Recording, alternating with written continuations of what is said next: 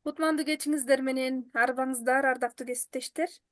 Бүгүн да сиздер менен түз эфирде жолугуп жатканыбыз үчүн абдан кубанычтабыз. Нур Сабат билим берүү борбору тарабынан дагы бир маанилүү сабак даярдадык. Бүгүн бизде спикер өзүңүздөргө белгилүү болгондой бир катар сиздер үчүн маанилүү, баалуу сабактардан өтүп келет. СОС Балдар Айылы Чолпон ата дагы директор, белгилүү психолог, Кыргызстандагы абройлуу жана абдан билимдүү адис агайыбыз Нурбек Бугачиев. Сизге сөз беребиз, агай. Нургүлже, сиз аябай сизчелик эметилик мындай тааныштыруу жагы мен кызарып кеттим. Уялуу сезими пайда болуп кетти.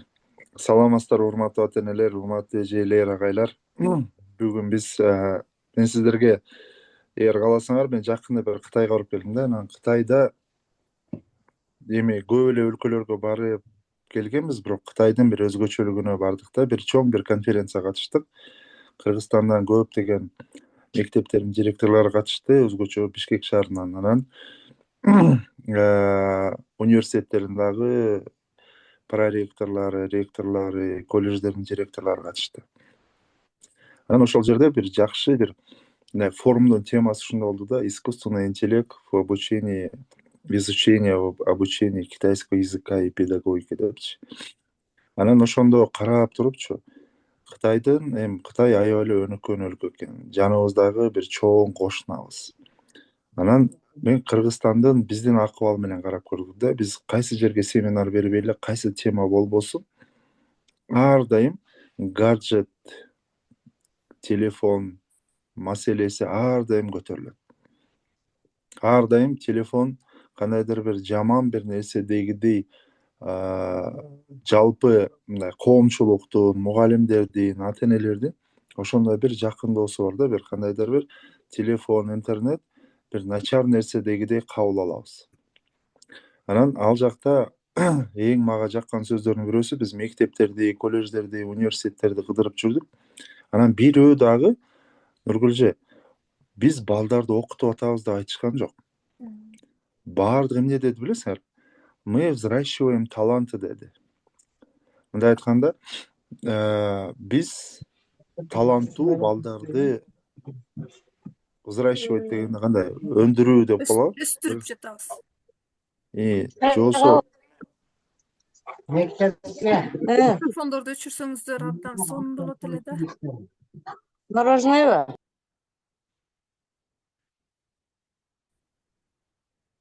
анан ошол таланттуу балдарды өстүрүп атабыз деп атат да. Анан биз ошол байкасаңыздар, биздеги мектептердечи мен эч кимдин кемчилигин издегим келбейт, бирок өнүккөн өлкө менен анан өнүгүү жолунда кетип бараткан бизге окшогон өлкөлөрдө технологияга болгон көз караш кандай? Мисалы, WhatsApp'ты баарыбыз тең эле пайдаланабыз, билесиңер, WhatsApp'ты колдонобуз, Facebook'ты колдонобуз. Ошол WhatsApp убагында $500 гана жасалган экен. Facebook андан кийин канчага сатылды билесиңерби? WhatsApp $1 миллиард сатылды. Бир 10 жаштагы бир бала бир оюнду ойлоп чыгарып атат, дүйнө жүзүнө сатып атат дагы, ал $1 миллиард сатылып атат. Технология менен азыркы учурда бул жасалма интеллект, силерге негизи кызыкпы жасалма интеллект жөнүндө сүйлөшкөнүбүз бүгүнкү? Же бул эмне кереги бар жасалма интеллект дегендер бар? Анткени мен түшүнүп атам, азыр айта берейинби? Айтты бериңиз дең. Рахмат. Убагындачы, мисалы, электр энергия дүйнө жүзүндө бир индустрияда кандай бир чоң бир адамдардын баарын жашоосун жеңилдетип, өзгөрүү алып келген болсо, так ошондой эле бир интернет өзүнчө бир чоң бир толкун катары жашообузга кирди да. Андан кийин чаттар, андан кийин Google кирди. Азыр болсо ааламды, дүйнөдө баардык нерсени ээлеген нерсе бул ChatGPT болуп атат да. Бир жагынан ChatGPT болсо, бир жагынан болсо азыркы DeepSeek деген Кытайдын жасалма интеллектisi алдыга кетип баратат. Эң кызыгы азыркы учурда ошол жасалма интеллект муну эми баардыгына бир түшүнүк болуш үчүн бул программа, бирок бул программа кандай программа? Бул мээ да, мындай айтканда искусственный мээ. Бүт адамдардын, баардык акылдардын чогултуп келген эң акылдуусу.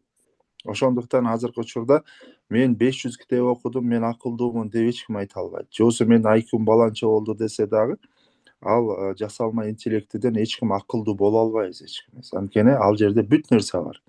Ал эмес азыркыга чейин чат GPT мындай айтканда поисковик деп коет, жанагындай бир нерсени издеш үчүн колдонуш эмес да. Бирок 4-поколениясы келди. Бир жагынан ошол мындай айтканда элестетсеңер, мисалы азыр сиздер менен баарлашып атып туруп, азыр искусственный интеллектти кошо турган болсок, биз менен алда кыргызча сүйлөшүп, кеңешип, акыл берип, биз менен чогуу маектешет да. Ушундайга кирди.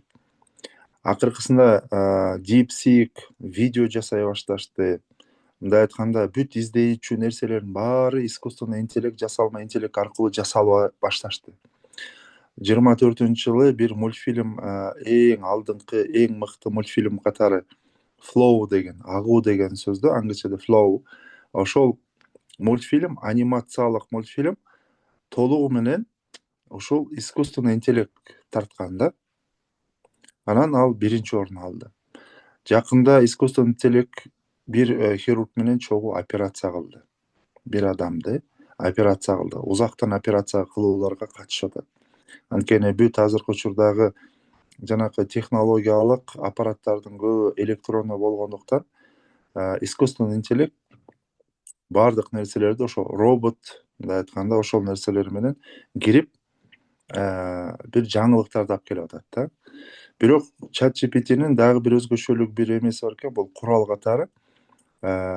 Мисалы бизде Кыргызстанда Акылай деп чыгарышкан. Уккансыңар да? ооба. Мисалы iPhone колдонгондорго Siri деп кетсе, орустардыкында Алиса деп кетет. Кыргызча Акылай деп которгон. Бирок бул дагы алдыга кетип, бүт нерсенин, мындай айтканда, адамдын кылып аткан ишинин көп тармакты ээлеп кетти. Жакында Калифорнияда, ошол Джорджия деген бир штатта, Джорджияда, Калифорнияда эмес, бир тааныш, өмүр бою айтишник болуп жүргөн бир тааныш жакында жумуштан чыгып калдым дейт да. Искусственный интеллект келип, жумушсуз калып калдым дейт. Азыр 70-80% иштерди искусственный интеллект кылып атат. Эгерде мага 85-жылы ушуну айтканда, мен жөнөкөй эле бир ветеринар болмокмун деп айтты да. Ал киши деле бир 60-тан 61-62 жаштагы киши. Өмүрүн ошол, мындай айтканда, технологияга, ITге берген. Анан силерге бир суроо. Баарыңар мугалимсиңер, баарыңар педагогсуңар, ата-энесиңер. Бүгүн дагы ошо Чырак деген бир мугалимдерден турган, жаңы жаш мугалимдерден турган ушундай бир эме бар, фонд бар. Жаш мугалимдерди алдыга жетиштирип кетип бараткан. Бизди эмне күтүп турат? Каяка баратабыз? Эмне кылып атабыз? Мен эч кимди сынга алгым келбейт, бирок 12 жыл кандай болсо да, хоть 15 жыл болсо деле, биз балдарды таанып атабызбы, каяка даярдап атабыз, эртеңки күнү булар кайсы бир орунду ээлейт дүйнөдө? Ошол нерсе мени дагы аябай бир ойлондуртат да. Ошондуктан, урматтуу агайлар, эжелер, азыр ошол эмеге барганда, Кытайга барганда, ошол бир университетте, Сичуанский университетте, международный университетте, ошол ректору чыгып, проректору чыгып сүйлөп атат да. Анан өзүнүн презентациясында айтып атат: биз мугалимдерди азыркы учурда технологиялык грамотностьти кайра окутуп, ошол жаатта мугалимдерди жетиштирип атабыз дешти. Анан менде ой кетти да, бизде технологиялык жактан ар бир мугалимде кайра илимин көтөргөн нерсе жок да, туурабы? Нургүлжа, сиз областтык институт образованияда иштегенсиз. Ооба. Жок, туурабы? Анан андан тышкары алар айтып атат, биз жасалма интеллекти менен ар бир балага индивидуальный персональный мугалим катары ChatGPT'ни колдонобуз деп атышат. Бул эмне деген сөз? Бул бир заман келет, балдар математиканы, физиканы, химияны, биологияны ChatGPT түзмө түз балдардын мүнөзүнө жараша, түшүнүүсүнө жараша ар кандай видеолор менен түшүндүрүү ыктымалы көбүрөөк. Анан ошондой учурга келгенибизде биз мындай айтканда бир 2 жылдан кийин эле ошол менен жүздөшөбүз да. 1-2 жыл ичинде. Азыркы учурда балдар, кыздар мурунку система тест аркылуу сынак өткөрүү же болбосо реферат жаздыруу, ошого окшогон нерселер кандайдыр бир өзүнүн актуалдуулугун жоготуп бараткандагыдай сезилди мага. Сиздер кандай деп ойлойсуңар? Тест ошого окшогон же болбосо анан мектебинде ошол биз сурадык да, силер искусственный интеллектти университетте кандай колдоносуңар десек, мектептеринде балдарга искусственный интеллект менен чогуу команда менен проекттерди беребиз, ошо проекттердин үстүндө иштешет деп айтышты да. Искусственный интеллект менен чогуу как команда катары жаңы бир нерселерди, жаңы проекттерди жазышат экен. Анан эгерде биз телефонду жолотпойбуз деген суроо коюлган учурларда мектепке телефон менен бала келбеш керек деген актуалдуу учур да турабы бизде азыр. Бүт балянын баары телефондон үйрөнүп атышат, порнография тегил бул деп. Биз телефонду, интернетти бардык жагынан жаман катары көрсөтүп аткан учурдабыз азырчы. Мен Ысык Көл областында коллегияда, координационный советте балдардын укуктарын коргоо жана зорлук зомбулуктун алдын алуу боюнча да ошол жактарда мүчөмүн да, анан ошол жерлерде дагы катышканыбызда эмнегедир бүт алдыңкы өйдөкү мугалимдер баардыгы тең эле бир ооздон телефон жаман деген эле көз караштан кыймылдайбыз. Бирок телефон, интернет, искусственный интеллект, жасалма интеллект баардыгы жашообузга кирди. Биз муну каалайбызбы, каалабайбызбы? Мисалы, былтырдан баштап билесиңер, билим берүү системасында домашний обучение деген өтүп, уже актуалдуу болду да. Кээ бир балдар кааласа, кайсы бир себептерден үй бүлөдө окуй алышат дагы, чейректин аягында келип экзаменге катышып, баа алып, анан ошентип окуса болот деген нерсе чыкты акыркы уставтарында. Эгерде 1-2 жылдан кийин домашний обучениедан искусственный интеллект менен окуп, андан кийин экзаменге онлайн берип, экзаменди мектепке келген кереги жок дегенге чейин барып калышы мүмкүн да. Азыркы учурда Россияда, башка жактарда онлайн мектептер аябай көбөйдү. Мисалы, кээ бир бизде да Кыргызстанда, Россияда окуйбуз деген балдар мектепте эле онлайн окуп атышат. Ошондуктан азыркы учурда мына сүрөттөгүдөй небересин көтөрүп турган же баласын көтөрүп турган апалар, эжелер, мен түшүнүп атам, бизди Кыргызстанда түйшөлткөн, бизди аябай алаксыткан нерселердин бирөөсү саясат. Бул кытайлыктардын бир нерсесин байкадым. Такыр саясат жөнүндө баштарды оорубайт экен да. Анан эң чоң өзгөчөлүктөрдүн бирөөсү дагы ошол өзүнүн энергиясын, кереги жок нерселер менен, ар кандай ызы чуу, ушак нерселер менен такыр башын оорутпайт экен.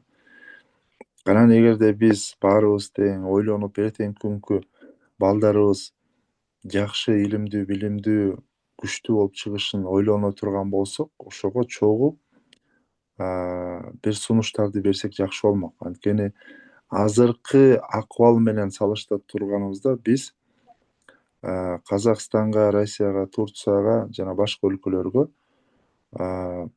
черный рабочийлерди гана тарбиялап аткан учурдабыз тилекке каршы.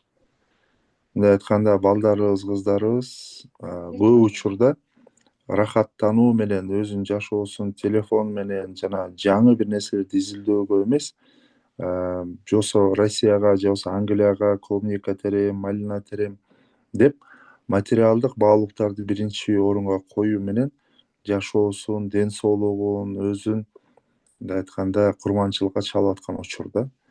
Анан элдин жалпы баалуулуктары дагы ошондой эле болуп атат да. Курсак тойсо, көз тойсо болду деп атат. Бирок биздин элибиздин көзү да тойбойт, курсагы да тойбойт, тилекке каршы ушундайга баратабыз. Негизи эгерде мен каалаган бир мектеп кандай болуш керек эле да. Негизи бул Януш Корчак деген польшалык эң бир педагог болгон. Ошол Януш Корчактын бир жакшы бир сөзү бар да. Уважаемые родители дейт да, дайте детям грешить дейт. Мындай айтканда, балдарга ката кылганга уруксат бергилечи дейт. Урматтуу эжейлер, урматтуу ата энелер, ката кылганга ката биздин жаныбызда кылсын да, көбүрөөк биздин жаныбызда кылсын. Көбүрөөк бир нерселерди талкаласын, көбүрөөк бир нерселерди кылсын, оюндагы нерселерди бөлүшсүн. Көбүрөөк биздин жаныбызда ката кылганда биз аларга туура жолду көрсөтө алабыз. Ошону менен алар жашоосунда туура жолду күчтүүрөөк көрсөтө болот да. алабыз. Эгерде катаны биздин жаныбызда кылбаса, сөзсүз түрдө баштарынан ошондой ката кылышат, бирок ошол ката буларды сындырып коюшу мүмкүн. Азыркы учурда өзүңөр деле байкап турсаңар, жашоодо мурункудагыдай эмгекчил, жумушка, эмгекке, ысыкка, суукка чыдамкай болгон жаңы муун азайып баратат да. Жапондуктардын бир жакшы бир сөзү бар да, мага абдан жаккан. Эгерде ата энеси иштеп атканда баласы карап турса дейт, же болбосо үйдө отуруп туруп мультфильм көрүп аткан, же телефонунда ойноп турган, же сабак окуп аткан, ата энеси иштеп атканда жанында иштебесе, неберелери жанагындай кайырчы болуп калат дейт да. Өзүңөр деле мисалы ушул жакта отургандын баары, менин оюмча бир 25 жаштан өйдөкүлөрдүн баары, өзүңөр деле бала чагыңарды, кичинекей чагыңарды, азыркы эле жашооңорду карасаңар, биз азыркы учурда балдарды аяп жакшы көрүү деген сөздү дагы эле түшүнө албай атабыз өзүбүз. Көп учурда аяйбыз дагы, ойлойбуз. Аяп атабыз, тигинтип атат, монтип атат, суук тийип калат, деген утуп калат. Бирок ошол эле бир 90-жылга кайтып көргүлөчү. Картошкага, пахтага, фасольго, билбейм, эмнеге кылбасын, кичинекей балдар дагы ээрчитип барып, тоого, ташка болсо дагы чогуу кыймылдап, чогуу үй бүлө бирдей кыймылдачы, бирдей иштечи. Азыр болсо балдар иштебей калды. Жерди жылаңайлак баспай калды.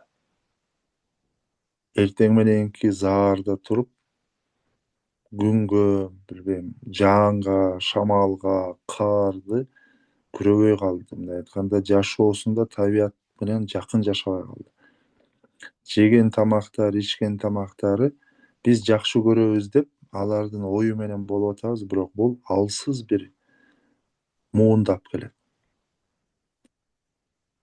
Ошону менен биз аябай эме кылып атабыз да. Билип атам, бюрократия көп, документ көп, тиги көп, бул көп, бирок эгерде биз жалпы коомго ээ чыкпасак баарыбыздан, мындай айтканда, биз ар бирөөбүз күйбөсөк, бири бирибиз менен ушул жаатта аракет кылбасак, ишенесиңерби, бул өтө оор болуп калат да. Мен мисалы Кытайды өтө мактагандан эмес, бирок эмгекчил экен, өнүккөн өлкө экен, аябай өнүккөн да. Анан бирөө айткандагыдай, жакында казактар билесиңер, безвизовый режимге өттү да, Кытай менен Казакстан. Анан эгерде Кыргызстанда ошондойго өтө турган болсо, Кытайдан алар миллиардта, 1,5 миллиард. Алар бизди басып албайт. Биз алардын жанында жалкообуз. Алардын арасынан 5000 киши эле келсе эле, биз жумушсуз калабыз, бир туугандар. Мына азыр деле карасаңар, эмне үчүн чет өлкөдөн иштеген адамдар келип атат? Анткени биз эмгек деген нерсени үйрөтө албай атабыз. Үйдө да үйрөтө албай атабыз, мектепте да үйрөтө албай атабыз. Аттиш менен балканы билбей атат, айырмалай албай атат. Жалгыз бой апалар өздөрү тарбиялап аткан балдары, ошол балдары фаза менен нольду билбейт, гайка менен болтту билбейт, рейка менен балканы билбейт. Бул жакта азыр эгерде эркек мугалимдер бар болгон болсо, же ата энелер барбы аталар? Барак окшойт. Ошондуктан бизде азыркы учурдагы эң чоң көйгөйлөрдүн бирөөсү дүйнө жүзүндө болуп аткан өзгөчөлүктөргө биз балдарды даярдай албай атабыз. Ошондуктан мен азыр бүгүнкү темабыз ата энелердин катасы, анан тигил бул майда көп нерсени айтса болот, бирок эң чоң нерседен башташыбыз керек болуп атат да. Биз балдарды тааныбай атабыз. Эмне үчүн жанакындай таланттууларды чоңойтуу деп атат, таланттууларды жетилүү деп атат. Биз таланттуу балдарды жетиштиребиз деп айтып атышат кайра-кайра. Кытайда мектепте, университетте бир силиконовый долинасына бардык да, Юнчын деген. Жана Huawei менен Alibaba'ны программаларын аутсорсинг менен даярдаган чоң бир 10.000 программисттин иштеп аткан бир жерине бардык. Ошол жерде чоң жазуу менен турат. Gathering talents деп турат. Англисчечи бул эмне деген сөз? Таланттууларды чогултабыз, же болбосо таланттуулардын борбору деген мааниде болуп атат да. Чогулган ошондойлор чогултабыз деп. Биз балдарыбыздын талантын билебизби? Айткылачы. Биз окуучулардын талантын билебизби? Биз ойлойбуз да, бул кыйын, кыргыз тили жакшы, же математикасы жакшы, тигинси жакшы, монусу жакшы деп. Ал жакшы болгону менен көп жашоодо ошолор ошол жол менен кетпей элек, анткени ата энеси, мугалим үч тараптуу ошого макулдук болбой эле да. Анан ошол башталгыч мектеп, анан орто мектеп, анан жогорку мектеп болуп үчкө бөлүнөт экен. Анан ошо башталгыч мектепте силер кантип баалайсыңар деп мен сурадым. Баалайсыңар деп сураганда алар биз 3 түрдүү баалайбыз деди. Биринчиси баланын билим деңгээлин баалайбыз. Экинчиси баланын активдүүлүгү менен баалайбыз. Баланын ошо мектептеги жүрүм туруму менен баалайбыз деди. Ал да бир баа катарында кетет экен. Үчүнчүсү ата энесинин мектеп менен болгон байланышына жараша дагы 20% ошол дагы балага баа катары кетет деди. Менин оюмча, эгерде биз ушул ыкманы Кыргызстанга колдоно пайдалана турган болсок, жанакы үй бүлө менен ата энелер менен мугалимдердин ортосундагы көптөгөн көйгөй чечилип калмак да. Көрдүңөрбү? Башталгыч мектепте балдарды баалап атканда баланын билим деңгээли, баланын активдүүлүгү, же болбосо өзүнүн мектепте жүрүм туруму, анан ата энесинин мектеп менен болгон байланышы. Жогорку класстарда болсо эки түрдүү баалашат экен. Ал тарапта болсо биринчи баланын 70%, 80% баланын өзүнүн билим деңгээли экен. Экинчи болсо бул баланын ошол мектептеги жүрүм туруму, активдүүлүгү, дос күткөндүгү, достор менен болгон мамилесине дагы 20-30% баа коюлат экен. Ошондо эле биз жанакындай туура эмес жүрүм турумда жүргөн балдар ар дайым билишет да. Эгерде алар жүрүм туруму туура эмес болсо, бааларына ал да таасир берерин билишип, менин оюмча өзүн дагы туура алып жүрүшмөк. Класстарында биз айтып атпайбызбы, Нургүлжей? Бизде 40 бала бар, жетишпейт, мугалимдерге оор деп. Ишенесиңерби? Бир математика классына атайын кирдик. Алтынбек агай тааныйсыңар да? Теги Алтынбек агай менен чогуу бардык. Атайын экөөбүз суранып алып кирдик. Бир класста 64 окуучу бар экен. Бирок ал жактын ыкмасы мага жакканы эме экен да, үй тапшырмасын текшербейт экен. Жасап келдиңби, кана тетрадиң, же болбосо тетрадин алып үйүнө алып кетпейт экен мугалимдер. Аякта билесиңер, бул сапат мектептеринде же болбосо башка жактарда китептерде 2 китеп бар да. Практикалык китеп бар, анан иштөө китеби бар да, working book деп коет. Мугалим балдарга сабак өтөт. Анан сабак өтөт дагы, бала ошол түшүнгөн сабагын үйгө барып, ошол working book деп коет, ошол иштөө китебинин уландысы менен үйдө барып туруп, ошол 30 же 20 көнүгүүлөрдү үйдө тапшырманы аткарат. Анан экзамендери булардыкы жумалык, айлык, анан жылдык болуп бөлүнөт экен. Ошонтип эле экзаменде жыйынтыгы чыгып калат экен. Бир мугалим барып тетрадин текшерип, кандай жаздың, эмне кылдың, үй тапшырманы кылдыңбы, баа коем деп убара болбойт экен. Тест эле жыйынтыгы чыгып калат экен. Менин оюмча, эгер ушундай боло турганда, биз да эгер ала турган болсок, мугалимдерге бир топ эле жеңилдик болмок да. Анткени тетрадин алып, тапшырмасын карап, текшерип, сурап, доскага чыгаруу деген мисалы кээ бир учурларда биз доскага чыгарып атканда, кээ бир балдарга 2 коюп атканда бул балдарды көп учурда сындырат да. Сынып калат балдарчы, анткени билбей келсе билбейт эми. Анан 2ге деле, 3кө деле көнүп калат да. Бул кандайдыр бир мугалимдер жана журнал ташып, журнал көтөрүү деген нерсеси да жок экен аларда. Сабакты окута берет, экзамендер жумалык боло берет, тесттер боло берет. Анан кимдин деңгээли кандай болсо ошого жараша, эгерде окуй албай турган болсо, анда төмөн жактагы бир мектептерге барат же башка класстарга барат экен да. Же болбосо окуй албай такыр эметпесе көчпөй калат экен. Ачык айкын эле. Көчпөй калат экен көрдүңбү? Аякта көчүрбөгөн бар экен да. Анткени аякта эң мыктыларды мыктылар эле калат, алдыга умтулушат экен. Ал жактарда баардыгы деген башталгыч класстарда окушат. Андан кийин орто жанагы биздики азыр ушундай болуп атпайбы, 6-класска чейин окуп, анан 7-8, 9 бул орто болуп, андан 10, 11, 12 жогорку мектеп болот экен да. Ар бир сапар экзамендер болот экен. Ошол мектептерге өтөт экен. Бизде ошол сунушту айтканбыз. Негизи мисалы Караколго окшогон чоң шаарларда, чоң айылдарда 2-3 мектеп болгон жерлерге мектептерди багытына жараша бөлсөк абдан жакшы болмок.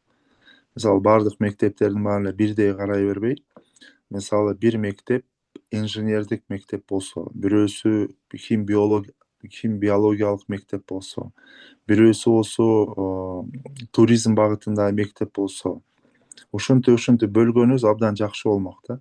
Ошондо бир шаардын ичиндеги балдар, кыздар, мисалы мен туризм жаатында кетем, же болбосо тилчи болом дегендер, ошол жакка эле 6-класстан баштап которулуп эле ошол жерде жалаң тилдерди окумак да.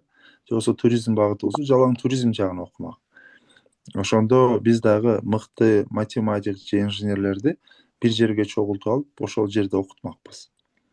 Мындай айтканда, ар бир мектеп өзүнүн багыты менен кетмек да.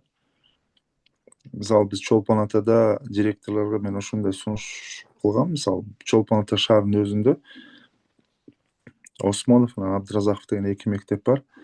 Мисалы бирөөсүн точно наука, математика, физика, химия, биология үстүндө кылып туруп, инженердик багыттагы, мындай жөн эле мурункудай лицей, гимназия деген багытта эмес.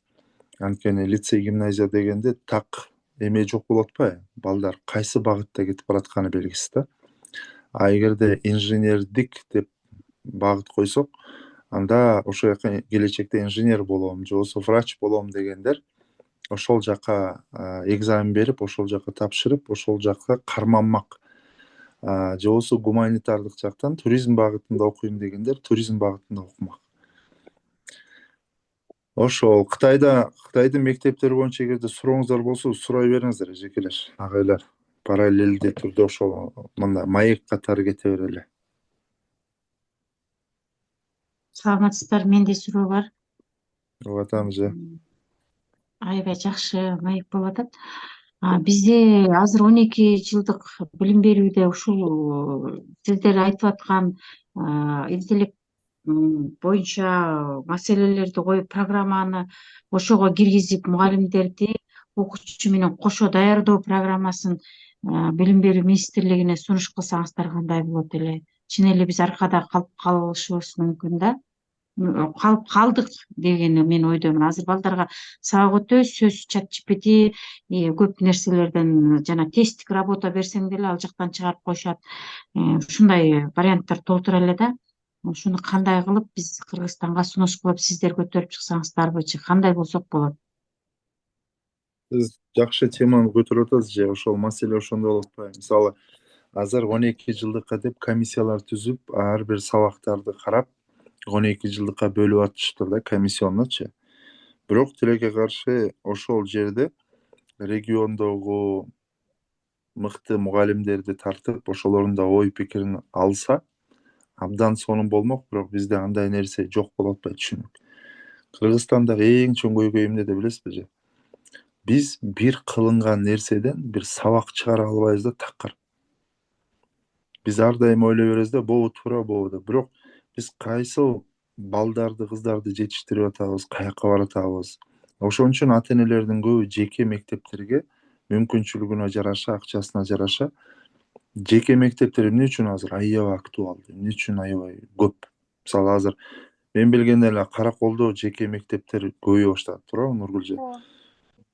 Тиги жеке мектептер азыр бүт жерде жеке мектептер көбөйүп атат. Анткени жеке мектептер ата эне түшүнүп атат.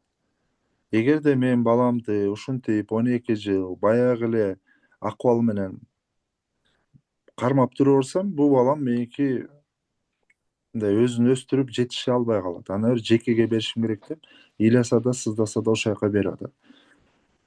Конкуренцияга туруштук бере албайт. Бизде кыйын мугалимдерди, кыйын окуучулар жөнөкөй мектептерде да бар. Бирок ошол жактагы мугалимдер, эжелер, балким бизди угуп аткан администрациядагы завучтар, директорлор эми ошол жака ыктаса, хотя бы аракет кылсак да. Мисалы, билбейм эми, мисалы мен барган, биз ошо Кытайга барган кээ бир мугалим директорлор деле барды да. Анан ошо директорлор кээ бирөө колдоном десе, кээ бирөө болсо бул бизде болбойт деп чыкты да. Биз булардан 200 жыл артта экенбиз деп мындай тетири сүйлөп чыкты. Анан жок дегенде биз ушул жака бир багытыбызды албайлыбы? Жок дегенде биз ушулардан үйрөнүп алып туруп, мынтыш керек экен, тигинтиш керек экен. Алар айтып атышат, окуучуларыңарды, студенттериңе жөнөткүлө, биз окутуп берели деп атат Кытай. Биздики болсо балдарыбыз, Кытай эмне кылам, барбайм анан тиги эле. Биздики мындай, билбейм, өтө бир билимге суусаган жаштарда азыр билбейм, лупа мененби, эмне менен, микроскоп менен издегенчелик акыбалга түшүп калдык. Ооба, туура. Анткени ата эне катары, мугалим катары, коом катары мен өзүмдө да күнөөнү сезем. Бирок биз жалпы эгерде ушул темп менен кете берсекчи, билбейм, биз кээде тарыхчылар, кээде эмелер улуу кыргыз каганаты, анан кыргыздар, анан мындай, анан тиги уру, анан бул деп эле, билбейм, өткөн заманда эле аябай мактап эле эметип баратабыз. Бирок тилибизди дагы, дилибизди дагы, динибизди дагы жоготуп баратканыбызды мына сезип атабыз да. Өзгөчө, мисалы, ушул поколение, бир билбейм, азыр 45тен 70 жашка чейинки поколениеда СССРди да көрүп калды, кийинки заманда көрүп калды, ысыкты да, муздакты дагы, 90 жылдагы ачкачылыкты, жокчулукту да көрдү. Бирок кийинки поколенияга араздашуу, тытышуу, чабышуу, согушуу көргөндөрдүн баары балдардыкы эмне? Азыр жаш балдардан, 7-класстагы балдардан сурасаңар UFC деп атат да. Ким болосуң UFC, ким болосуң күрөшчү, ким болосуң тигил. Өздөрү түшүнбөй атат эмнеге. Мында эң чоң көйгөй менин оюмчачы, ошо образовательный системада бизде бул гуманный педагогика боюнча кичине бөлүшкүм келет да. Гуманный педагогикада жана чыгыш таануу философиясында тасауф деп коет да. Исламда да бар бул. Исламда тасауф бир адам дейт, бир бала, бир кыз бул дүйнөгө келгенде мындай зернышко болот экен да, бир урук болот экен. Ар бир баланын, бул наристенин бул дүйнөгө келгенде жан дүйнөсүндө бир урук болот экен. Ошол урукту ата эне таанып, мугалим таанып, ошону өстүргөндү билиш керек. Лев Николаевич Толстой болсо муну мындай деп айтат да. Алмазды грань чыгарып, жанакындай бриллиант кылган мугалим жана коомчулук ошону таанып, мисалы, эгерде биз жөнөкөй бир алмазды тапсак, айнекке окшош турабыз, айнектей эле болот. Бирок ага жанакындай кыр таштап, кыр чыгарып, 33 кыр чыккандан кийин гана бул бриллиант болот да. Ошо кырларды чыгарышыбыз керек. Бирок ал үчүн балдарды таанышыбыз керек болот. Балдарды тээ ымыркайынан баштап таанышыбыз керек болот. Негизинен эжекелер, агайлар, адам 3 түрлүү болот да. Кабыл алуусу 3 түрдүү болот.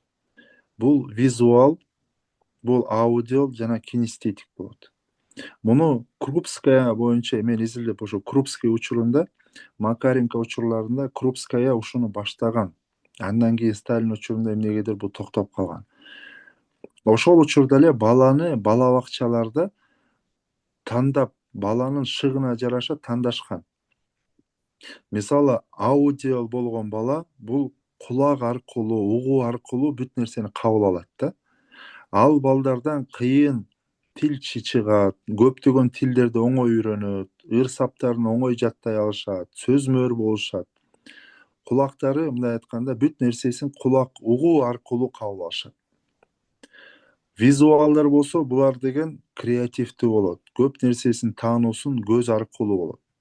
Көрүшөт, таанышат, көрүү аркылуу, кыялдануу аркылуу. Булардан кыйын режиссерлор чыгат, кыйын сүрөтчүлөр чыгат, кыйын архитекторлор чыгат, кыйын кыялкеч, жанагындай программа жазган, жаңы бир үй, имарат, мындай айтканда, кыялкечтикке эметилген. Анан кинестетиктер бул тиүү аркылуу мындай үйрөнгөн адамдар да. Булардан кыйын инженерлер чыгат.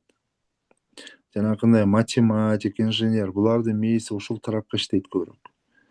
Анан элестеткиле, силерге 30 баланы же 40 баланы башталгыч класста берди. Бирок баары ар кандай болуп атпайбы? Ошон үчүн Советтер Союзу учурунда азыр Кытайда ошону колдонушат экен. Биз ошону алып салдык мугалимдер, эжекелер, эжелер. Бул кайталоо. Эстесеңер, биринчи эже эмне кылган? Доскага бир нерсени жазган. Визуалдар көрдү. Андан кийин ошону балдар өздөрү ручкасы менен ошону эже жазганын жазчы. Өздөрү кол менен жазчы. Андан кийин келгиле балдар, эми кайталайбыз деп кайталап атышат. Түшүнөсүңөр? Кайталоо менен балдардын аң сезими, угуусу, көрүүсү, бардык 3, мындай айтканда, бардык сезимдери ойгонгондуктан балдардын ошону түшүнүүсү, кабыл алуусу оңой болот. Бирок азыркы учурда өзгөчө 6-класстан өйдө 11-класска чейин кайталоо деген көп. Мен көргөн жокмун, канча мектептерге бардым, көргөн жокмун. Барбы кайталоолор азыр? Бизде ал эмес, ыр саптары жок, поэзия жок, проза жок. Билбейм, жана илгери бизде эмелер болчу эмес беле? Драма, ар кандай эмелер болчу. Театралдык нерселер, кружоктор бар болчу. Азыр Туурабы? 20-дин баарын алып салбадыбы? Мектептеги 20-дин баарын жоюп салбадыбы? Жок эми, ирим жок болсо деле, мисалы кыргыз тилинен бизге мисалы акындарды окучубуз да. Азыр акындарды билбейм, мисалы азыр Чыңгыз Айтматов деп эле биз Чыңгыз Айтматовго такайбыз, бирок анын кийинки муундагы жазуучулар барбы? Жазуучу аттууну билесиңерби? Көрдүңөр, ошондуктан биз тилибизди азыркы учурда эң ошол бир чоң көйгөй болуп атат. Ошондуктан биз балдарыбызды жөн эле куру патриоттук үйрөтө бербей, эң биринчи өзүбүздүн тилибизди жакшы көргөндү, жерибизди жакшы көргөндү, ошол нерселерди кытайлыктар, башка өлкөлөрчү, өзгөчө чоң өлкөлөрдүн көбү биринчи ошондон баштайт экен да. Бул жана Японияда 10 жашка чейин башка бир тилди окутпайт экен алар. Бир гана япон тилин окутат экен дагы. Анан негизи психологияда драма терапия деген бар. Бул театр. Бул жомок. Бул өзүнүн каада салттары, өзүнүн акындары, өзүнүн жазуучулары. Кытайда ошондой экен, Кореяда ошондой экен, Японияда ошондой экен, Америкада ошондой экен, баарында ошондой экен. Россияда деле ошондой экен, бирок бизде андай эмес экен. Бизде өзүбүздүн акындарыбызды жок болуп атпайбы, өзүбүздүн программаларыбызда. Ошондуктан биз өзүбүздөн ошол жактан аябай алсырап атабыз да. Ошондуктан эгерде биз тилден алыс болсок, дилден алыс болсок, дил дегендичи, психологиялык жактан жан дүйнө дегенди психологдор өздөрү айтпайт ал эмес. Университеттерде да айтпайт, мектептерде да айтпайт. Адам баласы акылдан турат, бир адам денеден турат, анан жан дүйнөдөн турат, рухтан турат. Бул көкүрөктөн турат. Ошон үчүн кыргыздарда жана айтат го, Göдөнү ток деген сөз бар го. Туурабы?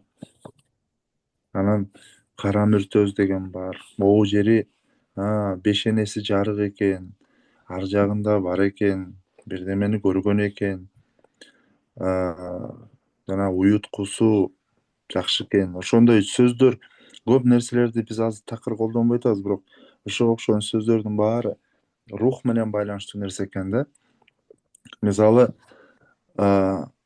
мээси жакшы иштесе, акылдуу десек, жан дүйнөсү күчтүү болгон адамды зээндүү деп айтып атабыз. Зирек деп айтып атабыз. Ошондуктан бул Нургүл эженин ошо Нур билим эмесинчи негизги максаты менимче ушул деп ойлойм да. Адрестүү түрдө, даректүү түрдө, урматтуу эжелер, мугалимдер, бул Шалва Аманашвилиди биз ошо окуп эметип жолугуп жүргөндө бир айткан сөзү бар да. Коомду, муунду өзгөртө турчу адамдар бар дейт да. Анан ага учителя от Бога деп айтат да. Эмне айтканда, Кудай, Алла Тааланын, Кудайдын жөнөткөн атайын бир мугалимдер бар дейт. Ошол мугалимдер бир мектепте экөө болсо эле жетиштүү дейт. 80-ин, мисалы бир мектепте 80, кээде 50 мугалим болот го, бирок ушундан 2 эле мугалим болсо жетиштүү дейт. Ошондо ошол балдар, ошол мектептеги балдар аябай бактылуу дейт.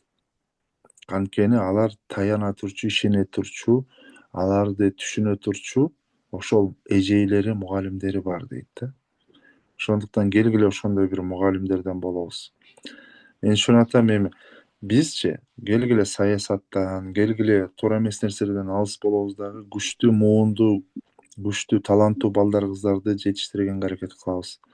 Таланттарын өчүрүп, мокотуп салбайлы. Анткени ошол биздеги тилекке каршы ошо коомду мокотуу жагынан биз аябай кыйын болуп атабыз да. Мокоп калып атышат. Анан чоркок деген сөз бар го бизде.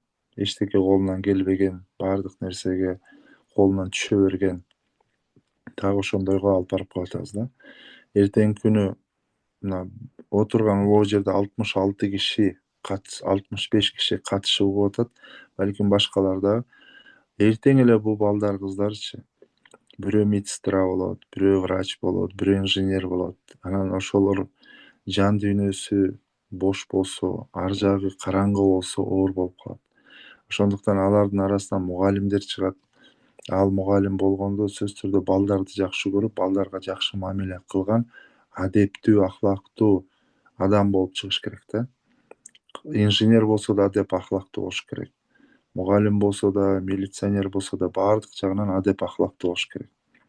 Биз ошол адеп деген эмне, ахлак деген эмне, дит деген эмне, дил деген эмне, намыс деген эмне, абийир деген эмне, ушул темаларга өтө албай атабыз, эжекелер. Келгиле ушул темаларга өзгөчө бир-бирден кылып кирсек абдан жакшы болмок да.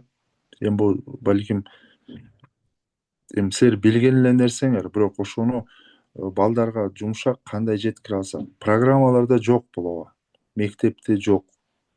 Адеп, ахлакта, же болбосо үй бүлө курууда бүгүнкү балдар эртеңки күнү ата болуп чыгып атышат. Бүгүнкү кыздар эртеңки күнү апа болуп чыгып атат. Апа болгондо апалыгын билеби, ата болгондо аталыгын билеби? Коомго дароо кирип иштеп атышат. Коомго киргенде ошол коомдогу социалдык жоопкерчилигин алып атабы? Баскан турганы, билбейм, керек болсо жөнөкөй эле бир машина айдаганда бир адамдын мүнөзүн билсеңер болот, туурабы? Кандай айдап атат? Дардаңдагандар бар, элди качырып айдагандар бар, урушуп айдагандар бар, түртүп айдагандар бар. Анан ошону менен коомду да билсек болот да, кайсыл жакка баратканыбызды. Ошондуктан келиңиздер адеп, ахлакка, жан дүйнөгө, дитке, дилге, ар намыска, акыйкатка, адилеттүү болушуна, абийирдүү болушуна акырындан кадамдарды жасайбыз сиздер менен чогуу. Эгерде силерге кызык болсо ушул нерсе. Ой бөлүшсөк болобу сиз менен? Ооба, айтыңыз эже. Аябай сонун болот. Жана сиз айтып атпайсызбы, Японияда, Кореяда 10 жашка чейин только өзүнүн тилин окутат деген. Мен буга абдан кошулам да. Мына мисалы үчүн бизде жазуу болбосо деле биздин эл жанагы ооз эки эме тил, ооз эки чыгармачылык аябай өнүккөн да. Алар ооба ошондо кылымдар бою бизге жеткирип, биздин убакка чейин жетпедиби, оозубузга көчүп отурупчу. Анан ортодо бул ушул союз тарагандан кийин жанагы бизди жана USAIDтен эме алып келишпеди, программа башталгыч класстарга. Мага ушул нерсе такыр жаккан жок. Ошол эме менен келди, жанагындай мамлекет Американын программасын алып келип, анын жакшы жактары да бар, жаман жактары да бар. Анан биздин башталгыч класс, именно башталгыч класстын балдарына ошол жактын жанагы жомокторун, китептерин алып келип, библиотекаларга толтурду да, жанагы ошону окутту.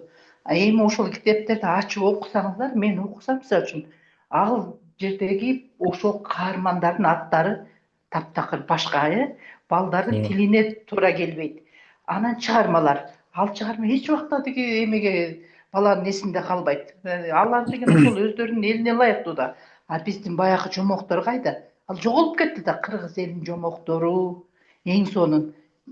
Баланы тарбиялоодо биздин кыргыз эл билесиз да, кенедейинин жомок менен тарбиялаган.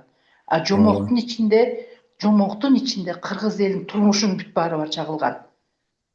Жомок бул турмуштун күзгүсү да. Биз ошол нерсени үзүп салдык да.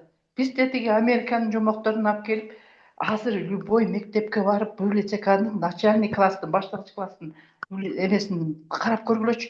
Только жанагы ошол жактын жомоктору, ошол жактын китептери, глянцевый кооз китептер. А кыргыздын ошол жерден биздин өзүбүздүн жанагы рухубуз жарды болуп атпайбы? Мына ооба ошол нерсени биз өз колубуз менен талкалап атпайбызбы? Өз колубуз менен үйдөн азыркы жаш ата энелер, баягы чоң ата чоң энелер деле балага жомок айтпай калдык да. Жомок ооба айтпай биз ошол өзүбүздүн жанагы байлыгыбызды, өзүбүзгө тиешелүү байлыкты жоготуп салып атабыз да. Мен ушул нерсеге аябай туура эмес көрдүм. Ошол анын эже деле жакшы жактары бар экен. сиздики туптуура эже. Мен баягы Нургүл Анан эже менен да мурунда эметкенбизде келгиле жомокту чогултабыз. Барбы мындай жомоктор? Мен мисалы 2 басмакана бар да. 2 басмаканадан бергиле китеп басып берели деп ачат да. Келгиле өзүбүз ушуну чогултабыз. Анткени мен мамлекеттик деңгээлдечи 1-2 нерсе боюнча министрликке чейин кайрылып баргам да. Өзгөчө бул адам жана коомдо 2 чейрек ушул атанын орду, анан эненин орду боюнча үй бүлө баалуулуктары боюнча сабак киргизели деген максатта баргам. Анан аяктын акыбалын көргөндө чын эле ичим дагы ачыды, жүрөгүм да ооруду да. ошол жерде кандай адамдар отургандыгын сиз көрдүңүз. Ошол Көрдүм. адамдардын кандай. Анан эми тилекке Ошол нерсени каршычы. мен дагы аябай сезем. Ошондуктан биз өзүбүз келгиле, өзүбүз кылабыз, өзүбүз чогултабыз. Эгерде жомокторду чогултуп эметип көрөлүчү. Мага ошо мурунку кыргыз эл жомокторунчу мен да алып окуп көрдүм, чогултупчу. Бирок азыркы учурдагы балдар ал сөздөрдү тилекке каршы түшүнө албай калат экен да эжей. Ушуну мындай жөнөкөйлөткөн бир кыргыз тил эжеи болсо сонун болот эле да. Ошо жомокторду биз алып азыркы балдардын тили менен жазышыбыз керек болот атат. Антпесе анан сөзсүз түрдө сүрөттөрдү кошуп, ошо глянцевый кылып, биз дагы ошону чыгарбасак, ону биз айтып келатканыбызга эле бир 20 жыл болду, бирок 30 жылдан бери биз жарды болуп атабыз, руханий жарды. Сиз эми Анан сиздин эгер оюңуз кечирип коюңуз. Сиздин оюңуз айтабыз. боюнча ошол биздин улуттук жомокторду азыркы заманга карата которсок дейсизби? Ушундай Жок, деген муну азыркы балдарга жеткириш үчүн. ооба, кичине жөнөкөйлөтүш керек болот атат. Анткени мен мисалы окуганда, чын айтканда, азыркы учурдагы балдар мындай тилге жарды болуп калбадык бул баарыбыз тең эле. Көбүбүз. Ооба. Анан өзгөчө бул балдарга эгерде биз ошону эле кайра эле басмаканага берип жаздырып китеп катары чыгарсак, тилекке каршы түшүнбөй калат ал балдар, кыздарчы. Ошон үчүн сүйлөмдөр аякта кээде узун сүйлөмдөр үтүрлөрү менен көбүрөөк узун мындай сүрөттөлгөн сүрөттөр эме бар да, жомоктордо сүйлөмдөрчү.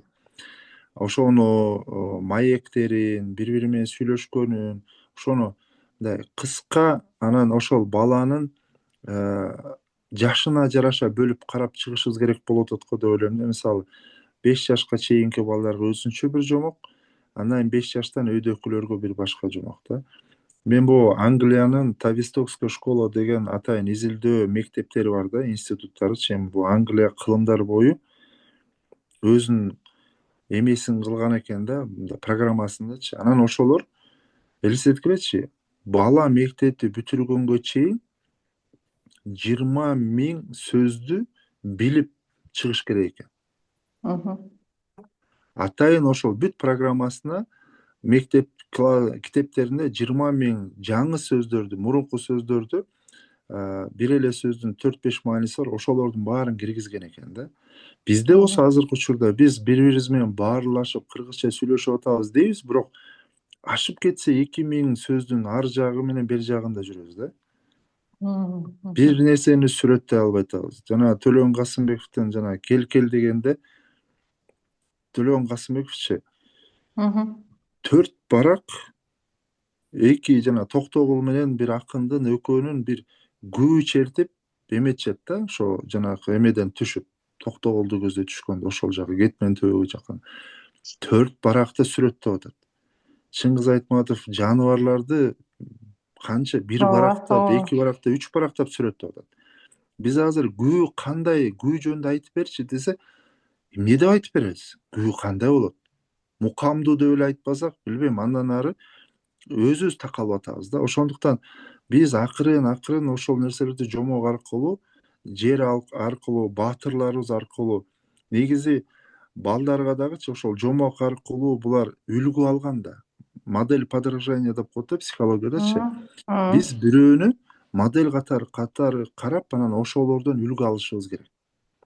Мисалы, баатырларыбызды эркек балдар ээрчип, ушундай баатыр болушум керек экен деп жашоосунда, жан дүйнөсүнө ошо сиңирет да. Кыздарыбыз болсо кыз сайкалдай, кыз жибектей болушубуз керек экен, Жаңыл Мырзадай болушубуз керек экен, Курманжан Даткадай болушубуз керек экен деп ошону сиңирет да. Анан ошону биз сиз айткандагыдайчы ошону кылышыбыз керек болду. Антпесе мен өзүм ошондой бир күбө болуп калган учурларым бар да. Мисалы жанагындай бир эми министрликте күнөөлөй албайм, бирок кайсы бир министр учурунда математика 7-8 класска математика китеби керек болуп, анан эл аралык бир уюмга кайрылышат булар. Бизге математика китеби керек дейт. Анан алар макул дешет. Макул дейт, бирок тендер өткөрүш керек дейт да. Тендер өткөрөт, ким утат билесиңерби? Армениядагы бир математика китебин жазган бир автордун математика китеби өтөт. Анан ошол тендер боюнча ошол математика алып келинет, кыргызча которулат, бирок артындагы руханий сыр, методология, багыт, жан дүйнө тигилердики калып калат атпайбы? Азыр орус класстардагы орусча окуп аткан балдардыкында бүт Орусияда чыккан китептер болуп атпайбы? Анан биз өзүбүздүн жан дүйнөбүздү, өзүбүздүн каада салт, нарк, бүт нерсебизди балдарга жеткире албай эле чачыранды болуп атканыбыз себептердин бирөөсү ошол болот. Анан сиз туптуура айтып атасыз. Жомок жок да. Жомок, лакаптар, макалдар. Мен кечирип коюңуз, бир ой айтайын сизге. Мен өзүм ошо орус садикте кыргыз тилинен сабак берем да. Анан в основном орус тарап эле. В основном кыргыз балдар, өзбек, уйгурлар, нунгандар бар Асанда, анан орусча бардыгы. Анан мен эмнеге таяндым? Баягы сабактар аз эле мүнөт болот да. Ортоңку тайпа, жогорку тайпа, даярдоо тайпасы болуп, ортоңкуда 10 мүнөт, 15 мүнөт, 20 мүнөт эле сабактан берем да. Анан балдарды булар эми кабыл алуучу убакта буларга айта берсең кабыл ала берет экен. Мен эмне кылдым? Орусча баягы баланын тили жакшы чыга элек да. Анан жакшы чыга элек орусча чыкты балдар. Анан кыргызчаны киргизди сабакты. Анан көбүнчөсү эмнеге? Жаңылмаштарды. Автоматский эле балдарга мен жаңылмашты күндө бир жаңылмашты үйрөтүп, күндө бир жаңылмашты эскисин кайталатып балдарга киргенде ошол запас. Бала ошону жакшы түшүнүп кабыл албаса дагы мен ошону айткыла дегенде шакылдатып айтышат. бул автоматский баланын эңмесине калып атат да, баягы компьютерге кирген сыяктуу да, менин өзүм жекече оюм. Анан ошол жанагы биздин нукура ойлоп коем да, жанагы жомок, жаңылмач, ырлар балдар үчүн, макалдар, табышмактар. Биздин нукура бүт турмушубуз ошол оозеке чыгармачылыкта камтылган да. Анан азыр деген биздин идеология Манас эпосу болуп атпайбы? Анан Манас эпосун алып келип эле бала бакчадан баштайбыз дейбиз. Биздин балдар ал эпосту кабыл алуу, билесиз да.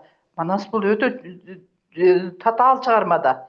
Анан күчкө салып баягы бакчадан бери Манас эпосун өтөбүз, балдар конкурс болот, ошого даярдайбыз.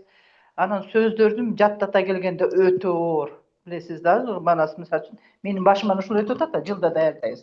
Ошого чейинки балдарды биз жанагы эң жөнөкөй балдарга ак ийнек, жаңылмач ушундан башташыбыз керек болуп атпайбы? Анан мага бул Гапыр Мадаминовдун жанагы программасында мындай нерсе бар да, ошол нерсени кантип киргизебиз деп мен аябай көп ойлондум да. Ата энени милдет кылат, алар мындай конкурс, кичинекей айыл да мындай конкурс уюштурат экен. Балаң быйыл 1-класска барабы? Ата энеге табыштайт экен. Сенин балаң 5 табышмак айтыш керек, 3 ыр айтыш керек дегенчи. Анан бул жерде ата эне иштеп атпайбы? Ошо баласына 5 табышмак жаттатат экен, 3 ыр жаттатат экен, макал айтыш керек экен баласы. Мынакей. Андан кийин ушундай конкурстарды момунтип эле жогорулаштырып отурат экен. Жана сиздин айткан Кытайдагы баланы баалоо 20% ата эненин байланышы болуп атпайбы? Ооба. Ушул нерсени көрдүңүзбү? Биздин өзүбүздүн колубузда, бирок биздиге деген баягы программада бизге колубуз, мугалимдердин колубузун байлап койгон. Биз эмеден чыкпайбыз да, рамкадан чыкпайбыз. Жанакындай адеп, ахлак сабактардын баары кыскарган. Жанакы биздин улуттук байлыгыбыз каякта? Жоголуп кетип атпайбы? Тил, вот сиз айтып атасыз, тил, ооба эң туура баланын кабыл алып аткан учурунда жанакы бакчадан баштап жана тилди, именно тилди балага жеткизишибиз керек болуп атпайбы? Жанакы ошол бала эң жөнөкөй табышмакты айтып билиш керек, макалды айтканды билиш керек, ырды жаттаганды билиш керек болуп атпайбы? Биз ошол нерсени алып салып жанакы чет Эже, менин программасын оюмчачы, сиз абдан сонун нерселерди айтып атасыз да. Негизи эгерде менде аябай көп акчам болуп, эгерде Кыргызстанда биринчи эмне кылат элең деп менден бирөө сураса, мен ошо Кыргызстандачы жалаң кыргыз тилдүү, анан кыргыз ошо өзүбүздүн эмесинде, бирок ошол эле кезде көп тилдүү дагы көп бала бакча ачмакмын да. Аябай көп.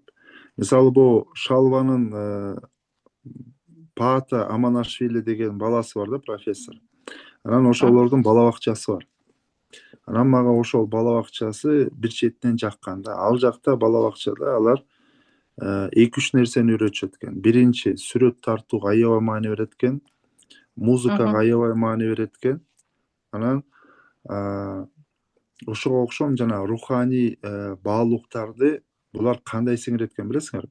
Мисалы, айлыктар болот экен. Мисалы, сүйүү айлыгы, жакшы көрүү, бир нерсени жакшы көрүү айлыгы. Достук, намыс, абийир ушундайларды бала бакчада берет экен да. Анан 3 тилде окутушат экен алар. Эртең менен мисалы, эртең менен эрте балдардын эс тутуму аркылуу зээни ачык да. Мисалы 9-дан 10-го чейин балдар менен бир эжей келет дагы грузин тилинде достук жөнүндө сүйлөшүп, балдар менен оюн аркылуу шаңдуу өткөрөт экен. Андан кийин балдар кичине эс алат, жарым сааттан кийин кичине эс алып, ойноп эметкенден кийин орус тилдүү келет экен дагы 30-40 мүнөт ал өткөрөт экен, 30 мүнөттөй. Андан кийин балдар тамактанып, ойноп, сергип эметкенден кийин түштөн кийин англис тилдүү бирөөсү келип, ошол теманы эле улантат экен. Алар ошону менен 3 тилди бүтүргөндө балдар 3 тилди билип калат деп айтып атышат да. 3 тилде баланын жан дүйнөсү ар тараптуу өрчүйт экен депчи. Бизде болсо негедир 2 тилди дагы кабыл алып. Мисалы, бизде эмне үчүн мындай жалпы кыргыздарчы канча кимиси эмне десе десин, ал эмес кыргызча нукура сүйлөгөндөр деле балдарын орусчага үйрөтөт да. Анан ырчылары дагы, акындары дагы көп кыйын залкар адамдарды көрдүм, балдары менен орусча сүйлөп атканчы. Андай ал адамдардын сөзү кантип таасирдүү болсун, өздөрү ошентип атса. Ошондуктан бул дүйнө жүзүндөчү жана Гиннес китеби барго, дүйнөлүк Гиннес китеби. Ошол жактачы бир кыргыз байке бар. Дагы эле тирүү экен ал киши. Эң көп тил билген адам катары Гиннеске кирген. Ошону атайын изилдеп көрсөңөр болот интернетте. 30дан ашык тил билет экен ал киши. Кыргыз тилинин өзгөчөлүгү, эгерде биз эне тилибизди, кыргыз тилин балдарга сүйдүртүп, жакшы үйрөтө турган болсок, кыргыз тилин бир тилди үйрөнгөн адам башка тилдерди оңой өздөштүрүп кетет экенин ата-энелер такыр түшүнгүсү келбейт. Түшүнө албайт ооба, ошон үчүн. ооба, ошондой болот да, Биринчи ошондой болот. өз эне тилин өздөштүрүп, андан кийин 10 тилди үйрөтсөк да оңой үйрөнөт. Анткени Ошондой болот ошол да. тилде бала эметет да. Адамдын жан дүйнөсүндө, ички дүйнөсүндө бир тил, энесинин тили, өз тили калыптаныш керек. Ал мен кыргыз болгон үчүн айтпай элем. Бул жалпы илимий изилдөөлөр да ошондой да. Анан биздин кыргыз тилинин да жалпак болушу дагы кыргыздардын оңой эле башка тилдерди үйрөнүп алышы ушундай тастыкталган нерсе экен да. Фарсчада, арабчада, немисчеде, японча, корейче азыр мисалы чет өлкөгө барып бир дос балам финче үйрөнүптүр. Финче аябай жакшы сүйлөп атат. Эми мындай карасаңар, Финляндияда 2,5 миллион эле киши жашайт. Мындай ойлосоң, финчени үйрөнүп эмне кереги бар деп ойлойт, бирок финчени үйрөнүп алган да. Фин тилинде аябай жакшы сүйлөп атат. Анан ошол жактан айткым келет, биздин тил өтө жалпак, өз тилибизди жакшы билсек, көптөгөн тилдерди оңой үйрөнө алабыз. Башка адамдарды зериктирбейли, башка адамдар экөөбүздүн маегибизде жеке эметип атса керек. Бирок Нургүл эже да өзү да кыргыз тилчи, Нургүл эже. Ооба, Нургүл Шараповна кыргыз Ошого тилчи, бул киши да. аябай дагы эле менин кыялымда бар. Келгиле жомок чогултабыз, келгиле жомок издейбиз, келгиле эжекелер кимде макалдар, лакаптар, ушундай эмелер бар болсочу, эже келгиле ошону бир китеп катары чыгарабыз. Балким бир жомок, ушундай бир бала дүйнөсү деп, мисалы сиз бала бакчада иштеп атпайсызбы? Изденген, чогулткан бир нерселериңиз бар болсо, ошону бала бакча программасы деп туруп бир чыгарып, анан китепке чыгаралы, атыңызды жазалы. Мага мисалы ошол нерселерчи силердин тажрыйбаңардан пайдаланып, ушулар калса, элдерге таратсак, башка бир туугандарга да жетсе деген эле максатым да ой. Ошол эгерде ниеттенсеңиздер, силер менен чогуу ушундай иштердин үстүндө иштегенге аракет кылалы. Мен макул элем. Анан мен дагы бир сунушум бар, кечирип койгуңуз, аябай көп сүйлөшүп ийдик окшойт. Жанакы ата-энелерди ушул эми биздин колубузда эмес да, бул жогору жактан ата-энелерди милдеттендирип салса, баласы үчүнчү. Эже мындай да, мен өзүм ошол менчи областта, республикалык жактарда көп комиссиядамын да.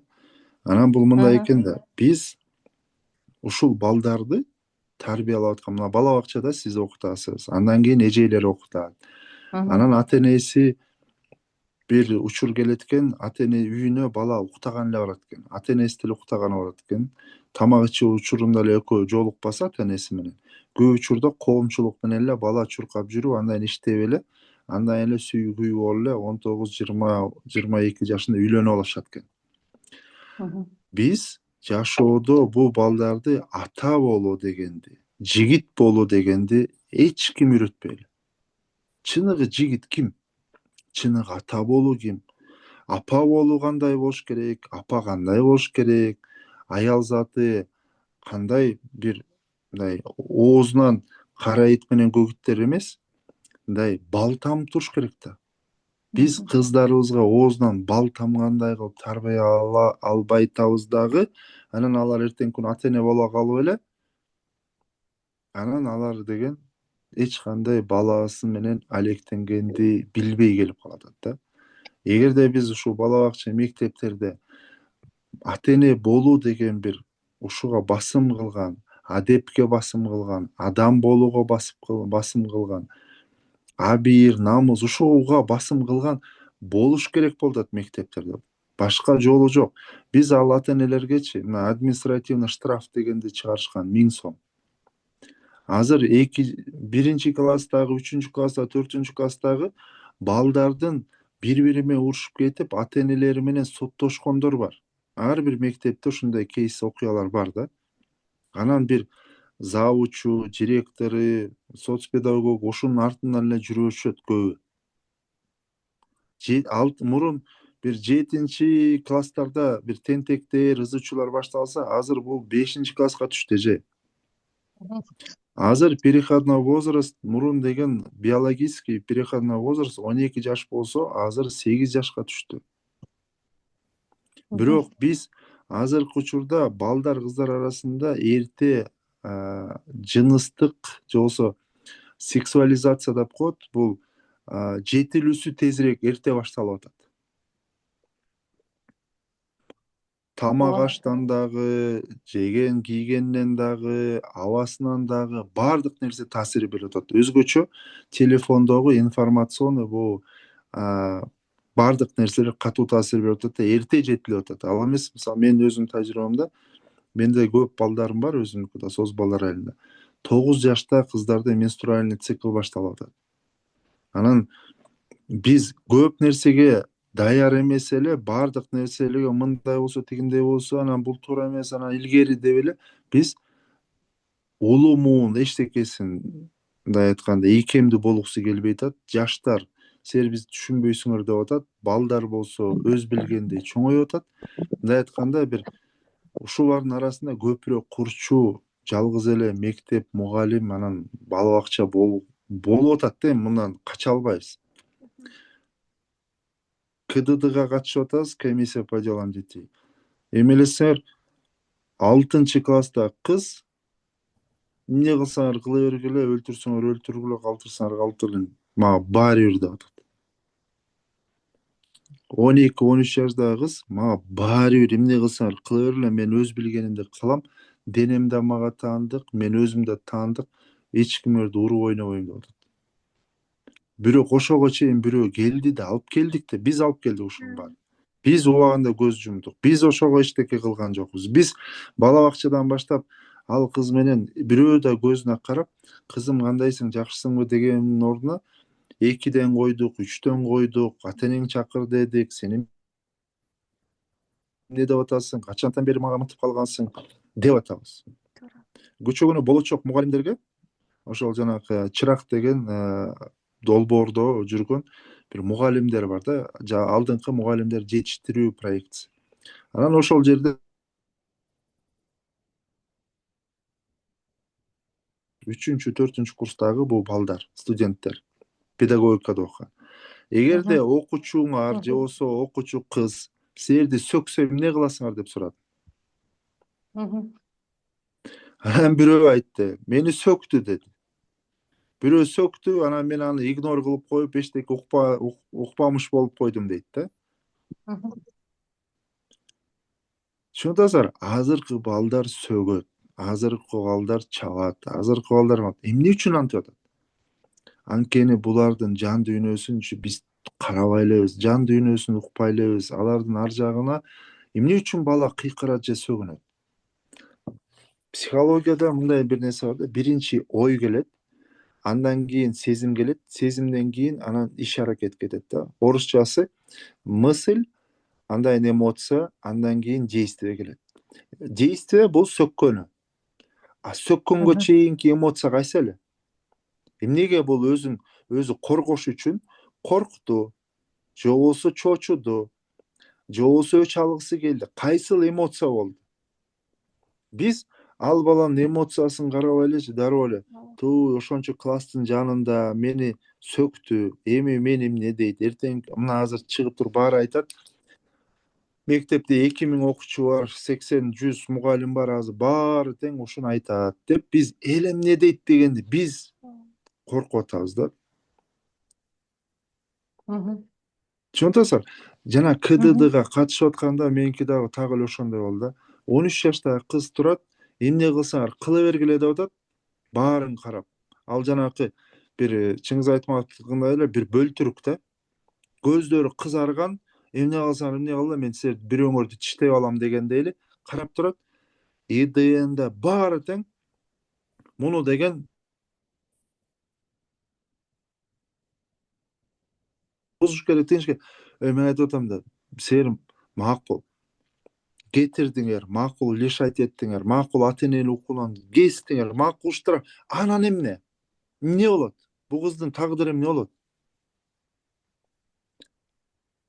Түшүндүңүздөр? Мыйзамдагы мектепте баары макул чийип салды, мектептен чыгарып салды, ИДН учетко коюп салды, баары кылып салды макул.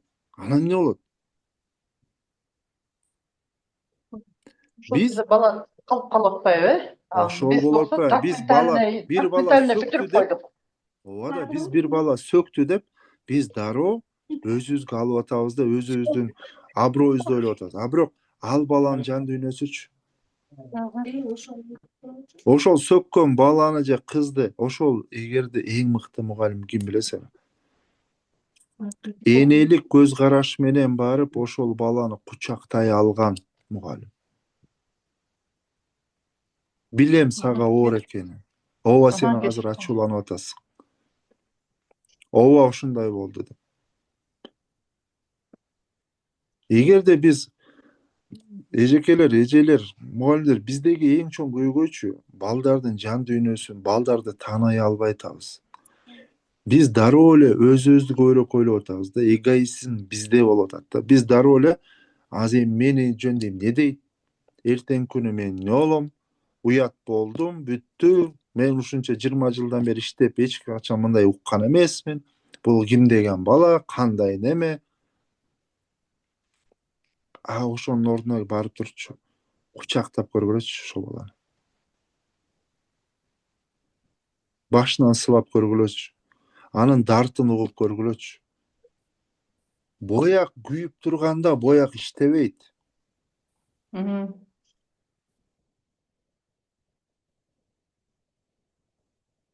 Кылуу капалуу болуп турсаңар, же болбосо ачууланып турсаңар, бояк иштебейт, мээ иштебейт да, акыл иштебейт. Анан биз болсо ачууланып, боягы күйүп турган балага отко от менен жооп берип атабыз да. Отко суу менен барыш керек да. Күйүп атканга эгерде сен келсең, жүрүчү деп туруп, өзүнчө чакырып, өзүнчө сүйлөшүп, баланын жан дүйнөсүнө, баланын ошол кээ бирөө мисалы баланын деңгээлине түшпөш керек дейт да. Ким айтты ошону айткылачы? Кайсыл кыйын мугалим айтты ошону? Дисциплина эң негизги нерсе деп айтышат да. Кыйкырып отур, тур, баспа, сүйлөбө, күлбө, турба дейт. Баланын мээси өзгөчө 6 жашка чейин. Анан 14-15 жашка чейин. Жанакы негатив сөз барго, не деген, же болбосо кылба, ойнобо деген сөз барго, турба, жалган айтпа деген. Ме аны толук кабыл албайт баланык. Аныкы турба дегенде тур дегенде түшүнөт. Ба өчүп калат. Ойнобо дегенде ойно, бо түшүп калат. Гүлбө дегенде гүл дейт дагы, ме ошону кабыл алат, анткени өзү ошону каалап атат, ме гүлбө дегенде өчүрүп салат. Ошондуктан биз балдарды туура түшүнбөй турупчу, турба, сүйлөбө, баспа, эмне жүрүп атасың, эмне кыйкырып атасың? Анан андан кийин анан кайра жеке эмеге киребиз да. Жаш шабагыр, өлүп кеткир, билбейм, келесоо, мээңер иштебейт, акмак деген сөздөр кеткенде, ишенесиңер, эгерде ошо баланын ордуна же ошо кыздын ордуна өзүңөрдү койсоңор, сиздер деле реакция тап коет. Силер деле качасыңар, силер деле жулкунасыңар, силер деле тебесиңер, силер деле сөгөсүңөр, силер деле түкүрүнөсүңөр, силер деле защитный реакция бул. Жан дүйнө менен мугалим менен окуучу байланыш түзбөстөн акылга гана байланыш. Педагогика жүрөк менен жүрөк байланганда гана пайда болот. Жүрөк менен жан дүйнө ошондо гана бири-бирине жакындаганда гана бала кимди жакшы көрсө, ошол эжейди ээрчийт, ошол агайды ээрчийт, ошол агайдын айтканын кылат, ошол сабакты жакшы көрөт, ошол эжейди, ошол эжейдин сабагын эң жакшы аракет кылат. Туурабы? Туура, туура. А эгерде Ушул жанакынтип жеке адамдык, мындай ар бир адамдын ичинде намысы бар да, кандай карап алат? Биз ошондуктанчы бир эжей дейт да, баягы ошол гуманный педагогика боюнча эмеде Бишкекте бир чоң форум болду да, ошол жерде бир эжей жөнүндө айтып берип атат да. Бир эжей дейт: кана окуучулар, кана балдар, чейрек бүттү. Азыр болсо, азыр элестеткиле да, бул 12-синде буюрса мектепке келесиңер да, баарыңар окуучулардын баары 11 күндүк каникулдан кийин өздөрүнө келе албай, шалдырап, бысыкты, жазда каникул тез 25-не чейин келсе экен деп араң келгенде, силер болсо чейрек чыгарышыңар керек деп, кана даярдангыла, дептерди ачкыла, бүгүн экзамен болот дейсиңер кээ бирөөңөр. Ушундай да акыбал, туурабы? Анан экзамен болот дегенде балдардын баары аны күткөн эмес да. Ой, эжей экзамен кылбай эле коелучу, эми башка күнү кылалычы эжей дегенде, эмне дейт эжейлердин көбү? үйлөбөгүлө дейт. Экзамен деген экзамен дейт. Балдардын деңгээлине эч убакта түшпөйт. Ошода эгер түшүп көрсөңөрчү, Ушул макул анда көргөн нерсе серикиндей болобу? менин башыман өттү да, ошо соцпедагог болуп буга чейин бир 4 жыл иштегем. Жана сиз айткан нерсе эң туура экен. Мен жанагы тентек кылган, аябай эме кылган балдар менен баягы баарлашып, сырдашып кеткенде, ошол балдар деген өзүнүн ички сезимин айтып бергенден кийин, ал ошол бала сенин досуң болуп калат экен да. Любой учурда сага келип, ички дүйнөсүн айтып бере алат экен. Анан биз баардыгыбыз андай эмеспиз да. Баардыгыбыз Негизичи андай эмеге балдар, түшпөйбүз. чынесер, балдар алар деле акылдуу, алар деле түшүнөт, алар Ооба. деле баардык нерсени билет. Бир гана аларда бизчелик тажрыйба жок. Бирок Ооба. эгерде элестетсеңер, алардын жашоосундачы бир мындай океанда бир маяк көргөндө кандай да бир корабль сүйүнөт да, адашып бараткан бир килтеген бир маяк. Так ошондой эле адамдардын баары тең бир мугалимчи, бир жашоосунда бир маяк катары болсо да. Ошол урматтуу ага эжелер, мен сенин көп убактыңарды алгым келбейт, бирок эгерде сурооңуздар болсо келиңиздер, эме кылалы. Эгерде ушундай чогулуп турсаңыздар, мен билген тажрыйбам менен ушу психология менен, гуманный педагогика менен силер менен бөлүшүп турмакмын. Эгерде Сизге бир ооба, айта бериңиз. Сизде аны суроо берейин. Сунуш эгерде кандайдыр бир сурооңуздар болсо, мен Инстаграмда, Фейсбукта бармын, ошол жерге түзмө түз суроо берсеңер,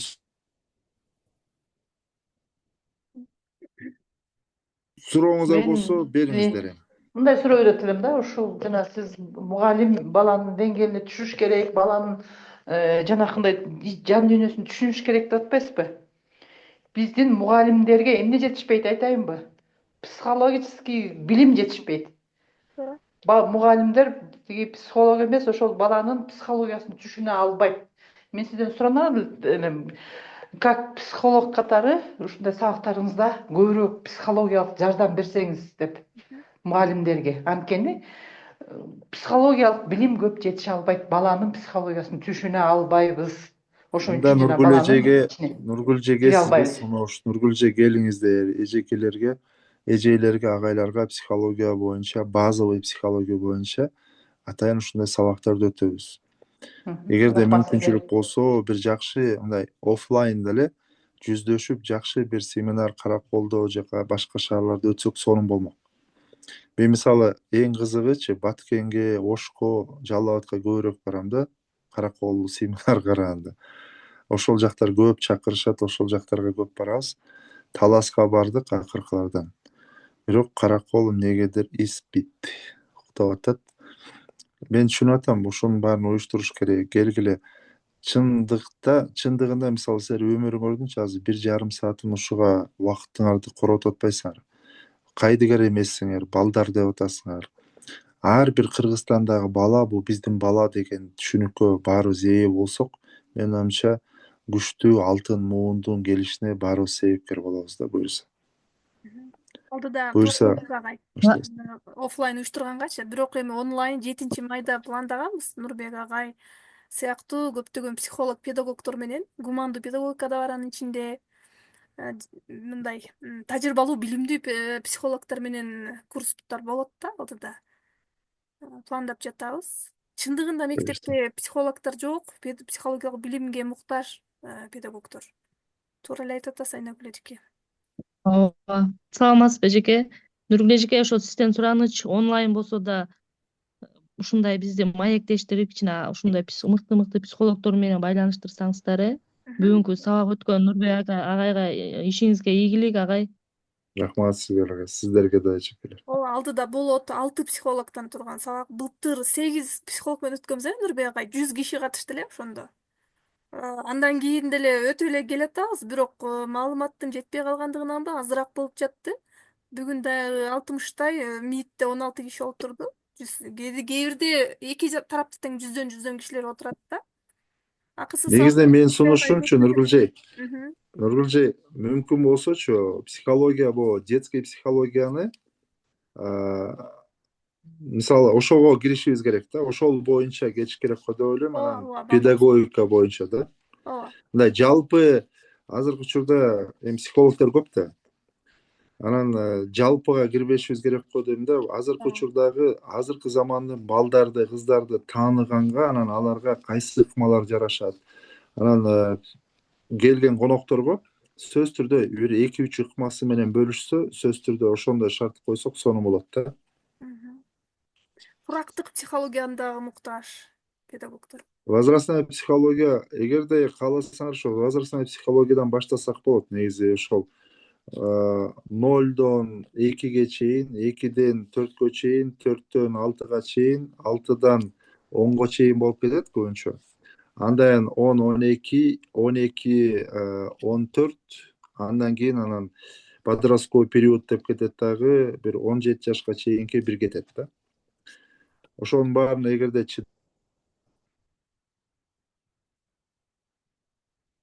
маселе болбойт ал жакта. Бизде группалар көп. Бир группага жазып атат, окуучулар 7-класска чейин окушат, андан кийин такыр окубай калат, кызыктыра албайбыз деп жатат.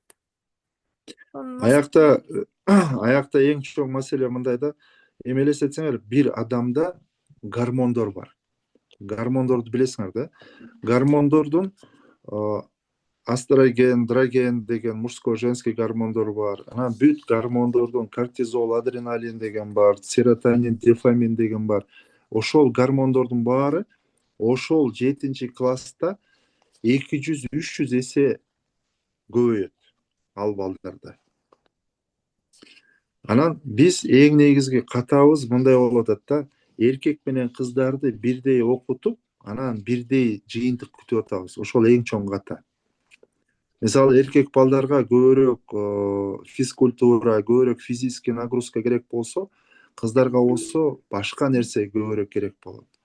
Мисалы эгерде кээ бирөөнө сен азаматсың, жакшысың деген сөз көбүрөөк таасир берсе, кээ бирөөнө болсо колуңан келет, сен кылган ишиң абдан жакшы болду деп туруп, мындай кайтарым пикирде сөз түрдө кылган ишин аракетине басым кылынса, ошондо бул дагы таасирдүүрөөк болот да. Ошондуктан келиңиздер, акырындан баштасак, буюрса жакшы бир жыйынтыкка келебиз. Оффлайн уюштурсак болот. Айнура Рыскулова уюштурсак болот. Агайдын Акыркы караколдо жанакы ким уюштуралы? Мен Нургүлжей, бир мектептин аудиториясында деле уюштурсак болот, же болбосо бир мектептерди тапсак деле болот. Жакшы бир эжекелер, жакшы бир агайлар менен чогуу өткөрүп, уюштуруп, суроо жооп катары кылсак болот. Рахмат, Зарыл эже. Ошол анан буюрса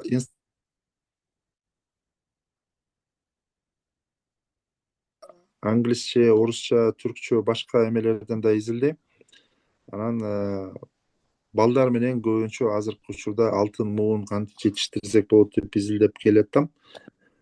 Келиңиздер чогуу карайлы, анан мага этнопедагогика абдан жагат.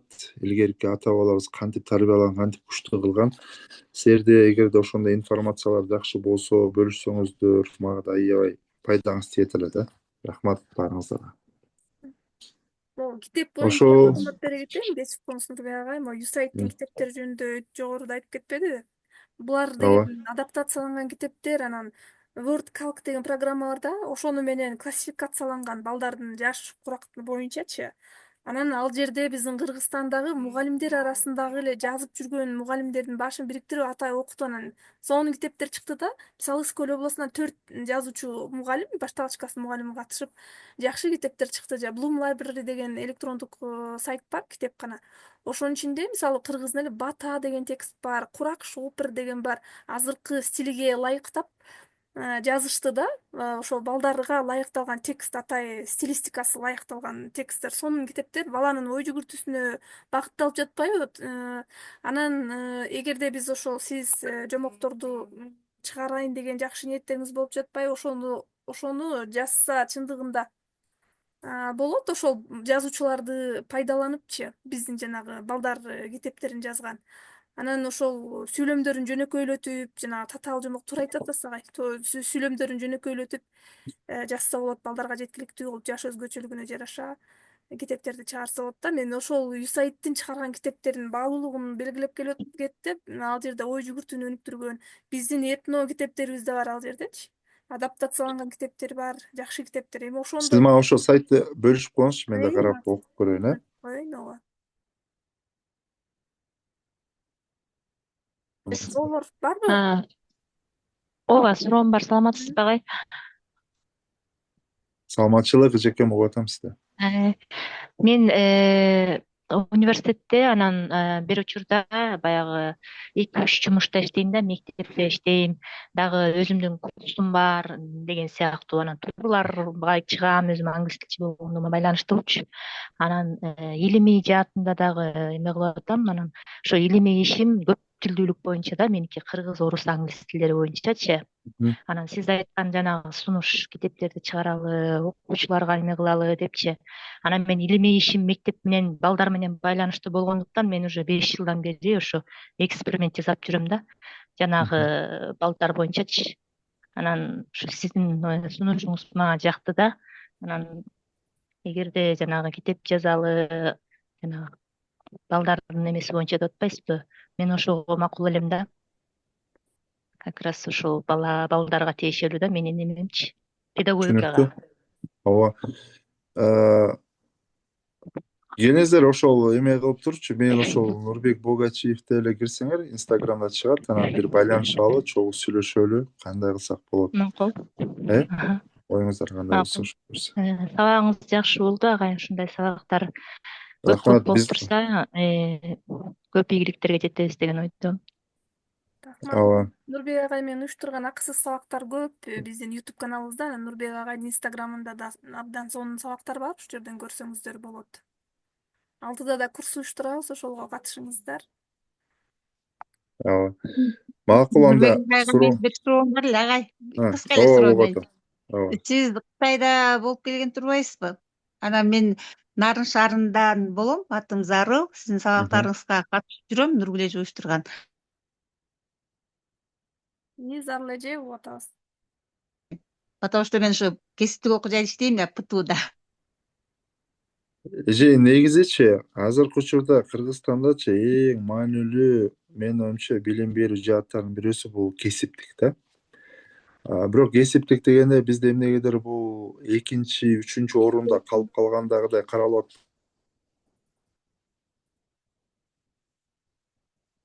калган да. Бирок Америкада, Европада, башка жактарда муну колледж деп айтат да. Колледж деп айтат дагы, кесиптик лицейлер өтө мааниге ээ.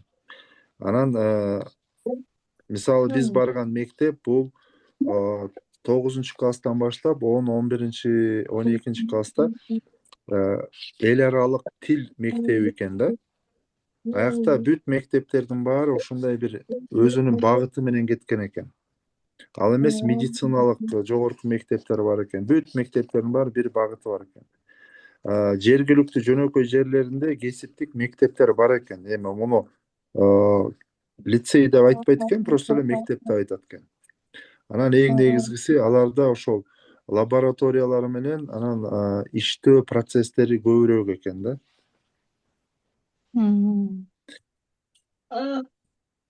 Шыгына жараша ошондой бир мүмкүнчүлүктөрдү берет экен. Эми аякта кандай карап ала баары социалисттик бир коммунистический өлкө болгондуктан адамдар биринчи орунда деген эме каралат экен да.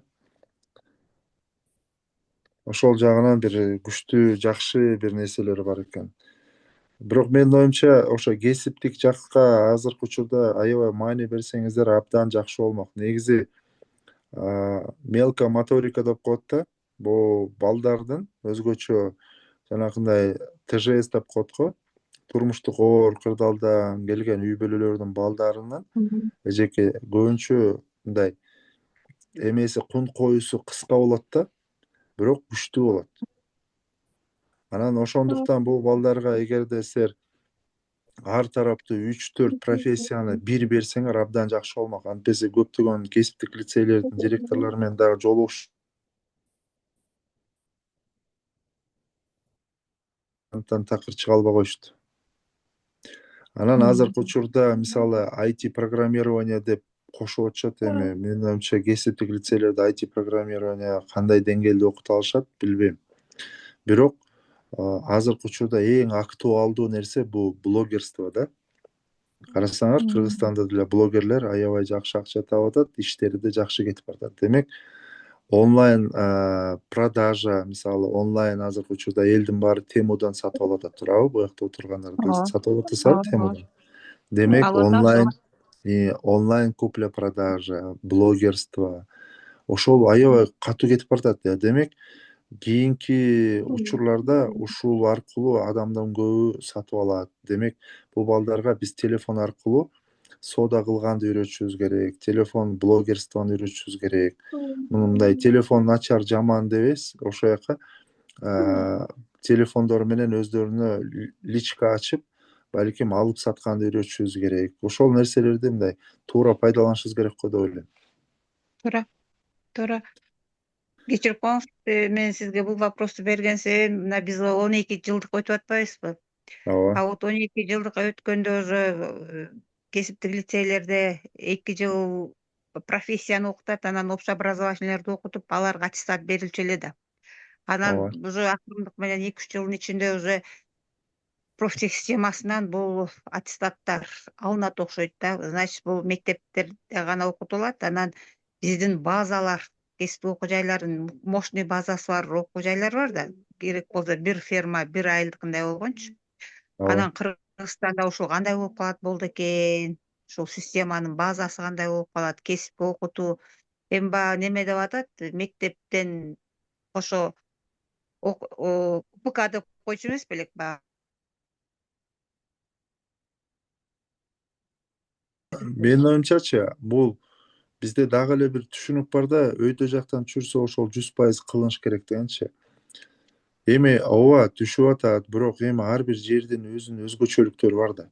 Мисалы, нарындагы ошол жактагы балдар, кыздар алыска барып окуй албагандарга ошол жеринде ошол мектебине барчулар белгилүү, серге барчу балдар белгилүү.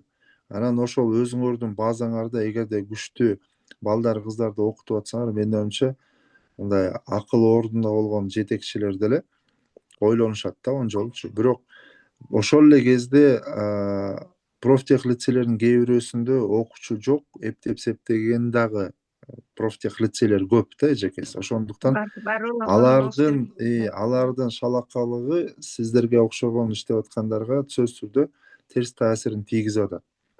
Анан ошондуктан базаны күчтүү кармап, азыркы учурда билбейм, мал жандык, агрардык жак, азыр дүйнө жүзүндө экологиялык таза тамак, азыкка маани берилген учур болуп атат да, өтө бир. Анан ошол экологиялык таза азыктарды чыгарып, өндүрүп, ошону багып, өстүрүп, ошол жака басым кылсаңар, менин оюмча бул ар дайым актуалдуу болот. Анан бара-бара эми кандайдыр бир хозрасчетко окшогон өзүңөрдүн негизи окутуу практика менен коштолсо гана күчтүү болот да. Мисалы, бир бала бир нерсе өндүрүп, кайра ошону сатып, ошондон акча тапканда гана ошондон бир кандайдыр бир кызыгуусу күчтөнөт. Эгерде жөн эле өндүрүп же болбосо жөн эле чыгарып же жөн эле тарта берсе, бирок андан эч кандай бир майнап чыкпай же бир пайда көрбөсө оор болот да. Анан эгерде силерде кандайдыр бир базаңарда өндүрүп, ошону тегеретип, ошол балдар бул жана эмеге окшош да, Макаренконун «Педагогический поэма» деген китебин окусаңыздар керек көбүңүздөр. Ошол жакта жанагы лагерлерди, сообществолорду түзүп атпайбы? Элестетсеңер, FET деген фотоаппаратты билесиңер да, уктуңар беле? Советтер Союзу учурунда ооба. Феликс Эдмондович Дзержинский дегенди кыскартылган FET деген фотоаппаратты ошо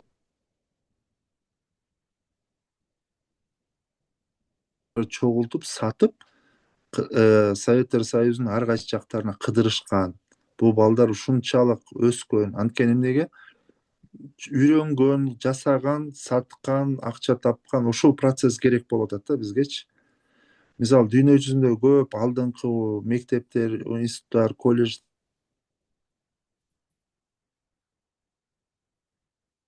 деген бар, Академ городок. Ошол жакта да ошондой да. Мен аябай ошого кызыккам. 3 саат теория окуйт дагы, андан кийин келтеген лабораторияларга киргизип кетет студенттердичи. Анан аякта расшифровка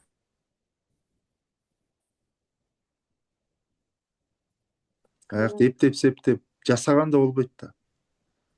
Сен туура эмес кылсаң же жарылат, же бузулат, же бирдеме болот. Ошон үчүн аякта да аябай көңүл буруп, туура дыкаттык менен кылыш керек да көп нерсеничи. Ошондой калып барыш керек да балдар, кыздарды. Өндүрүп, андан кийин сатып, ошондон бир эме тапкандай кылыш керек.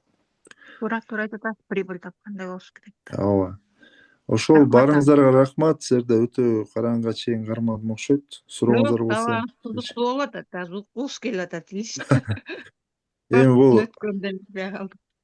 мен биякта ошо кесиптик лицейлергечи көптөгөн проекттер бар. Азыр жанагы DVV, Helvetas, BMZ деген проекттер бар. Жакшычы, ушундай 14 жаштан 30 канча 32 жашка чейинби жаш болуп эсептелет го, ошолорго кесиптик нерселерди үйрөтүп, андан кийин проект грант берген проекттер бар. Ошон үчүн ошондой проекттерди өзүңөргө тартып, алып келип, анан главный башкаларды туурай бербеңиздер да. Өзгөчө кесиптиктерде чүйдө теплица курса, анан нарында да бирөө теплица курам деп чыгат да.